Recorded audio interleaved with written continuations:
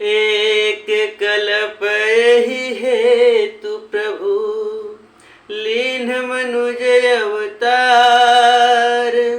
सुर रंजन सज्जन सुखद, हरि भंजन भुवि भार। राधे राधे बंधु, आज के पाठ में आपका स्वागत है। बंधुओं, अब तक का जो हमने पाठ किया है, इसमें माँ पार्वती को महादेव जी भगवान के मनुष्य रूप में अवतार होने के कारणों को बता रहे हैं, जिनमें से ये नारद मुनि के मोह का भी प्रसंग आता है। इसी क्रम में वे कहते हैं कि देवताओं को प्रसन्न करने वाले, सज्जनों को सुख देने वाले और पृथ्वी का भार हरण करने वाले भगवान ने एक कल्प में इसी कारण मनुष्य का अवतार लिया था। यहाँ तक का पाठ हमने किया है बंधुओं। चलिए अब आगे बढ़ते हैं और पाठ का आनंद लेते हैं। एहि विधि जन्म कर्म हरि के रे, सुंदर सुखद विचित्र घने रे। कल्प कल्प प्रति प्रभु अवतरहि, चारु चरित नाना विधि करहि। तब तब कथा मुनि सन गाये, परम पुनीत प्रबंध बनाई।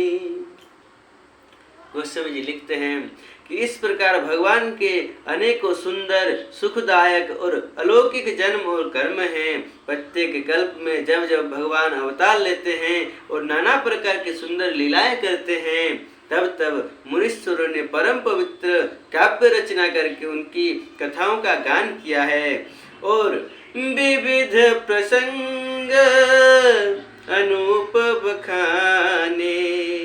करहि न सुनी आचरजु सयाने। और भांति भांति के अनुपम प्रसंगों का वर्णन किया है, जिनको सुनकर समझदार विवेकी लोग आश्चर्य नहीं करते। हरि अनंत हरि कथायनंता, कहहि सुनहि बहु विधि सब संता। रामचंद्र के चरित सुहाए, कल्प कोटि लगी जाहिन गाए। यह प्रसंग में कहा भवानी, शिव जी कह रहे हैं कि यह प्रसंग में कहा भवानी। हरि माया मोह ही मुनि ज्ञानी, प्रभु को तुकी प्रणत हितकारी। सेवत सुलभ सकल दुख हारी, सेवत सुलभ सकल दुख हारी। गोस्वामी जी कह रहे हैं कि श्री हरि अनंत हैं, उनका कोई पार नहीं पा सकता और उनकी कथा भी अनंत है। सब संत लोग उसे बहुत प्रकार से कहते सुनते हैं। श्री रामचंद्र जी के सुंदर चरित्र करोड़ कल्पों में भी गाए नहीं जा सकते।